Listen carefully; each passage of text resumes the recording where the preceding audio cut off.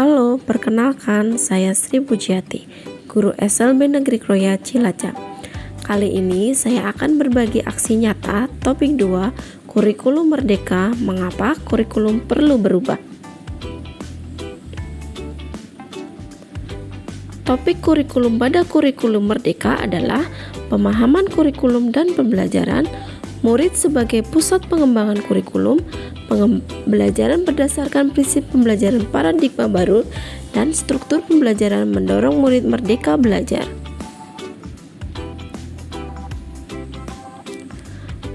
Pada topik kurikulum terdapat dua modul. Modul pertama kurikulum dan modul kedua berisi tentang kurikulum merdeka.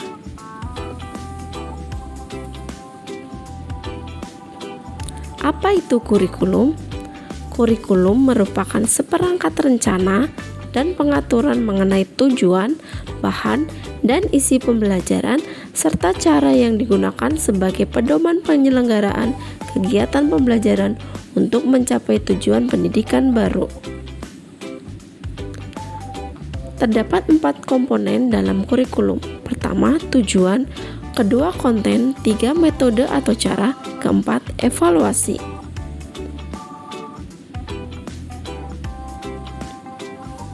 Kurikulum yang baik adalah kurikulum yang sesuai pada zamannya dan bersifat dinamis, yang disesuaikan dengan kebutuhan peserta didik. Kurikulum menjadi salah satu komponen penting dalam pendidikan nasional. Klasifikasi kurikulum terdapat 3 hal: tujuan pembelajaran atau konten, panduan pedagogi, dan panduan asesmen. Fungsi kurikulum bagi guru adalah untuk memandu dalam proses belajar murid. Peran dan fungsi kurikulum dapat dioptimalisasikan dalam kerangka 1. Mewariskan nilai dan budaya masyarakat yang relevan dengan masa kini. 2. Mengembangkan sesuatu yang dibutuhkan saat ini dan masa depan. 3. Menilai dan memilih sesuatu yang relevan dalam konseptual sebagai kontrol sosial.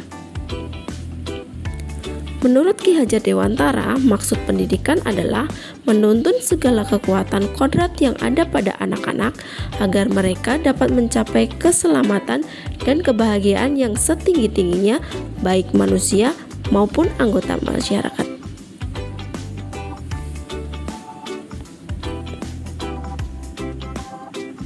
Konteks satuan pendidikan yang beragam membuat banyak hal tidak mudah diimplementasikan di kelas, sehingga kurikulum yang ditetapkan secara nasional perlu diadaptasi di tingkat satuan pendidikan. Letak geografis, perbedaan lingkungan, ekosistem, sekolah, faktor budaya dan sosiologis, serta perbedaan murid menjadi alasan mengapa kurikulum dari pemerintah harus melalui adaptasi terlebih dahulu dan disesuaikan dengan kebutuhan peserta didik. Hal ini bisa diterjemahkan dalam KOSP, Kurikulum Operasional Satuan Pendidikan.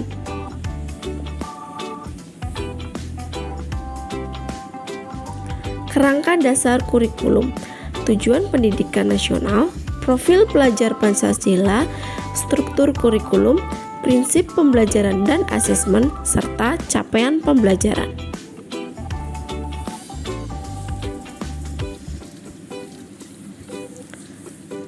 Kurikulum bersifat dinamis. Kurikulum dapat mengikuti perubahan zaman dan kebutuhan satuan pendidikan. Setiap sekolah memiliki kewenangan untuk mengatur alur tujuan pembelajaran, modul ajar, media ajar, sampai ke asesmennya. Dalam KOSP, kita dapat menyesuaikan rencana dan pengorganisasian pembelajaran sesuai dengan keadaan satuan pendidikan agar pembelajaran murid lebih bermakna. Komponen operasional satuan pendidikan yaitu berupa karakteristik satuan pendidikan, visi, misi, dan tujuan. Perencanaan pembelajaran mencakup ATP, asesmen, modul ajar, media ajar, dan program prioritas satuan pendidikan. Pengorganisasian pembelajaran mencakup muatan kurikulum, beban belajar, program interkurikuler, ekstrakurikuler, dan penguatan profil pelajar Pancasila, serta sistem pendampingan, evaluasi, dan pengembangan profesionalitas.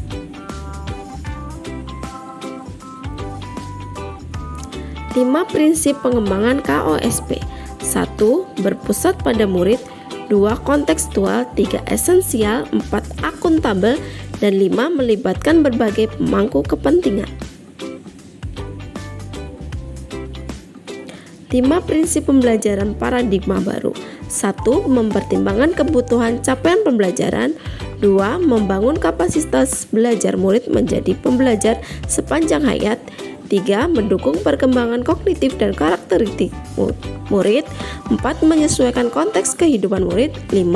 Mengarah pada masa depan yang berkelanjutan. Demikian tadi paparan dari saya tentang topik 2 kurikulum merdeka. Terima kasih dan jangan lupa tetap bahagia.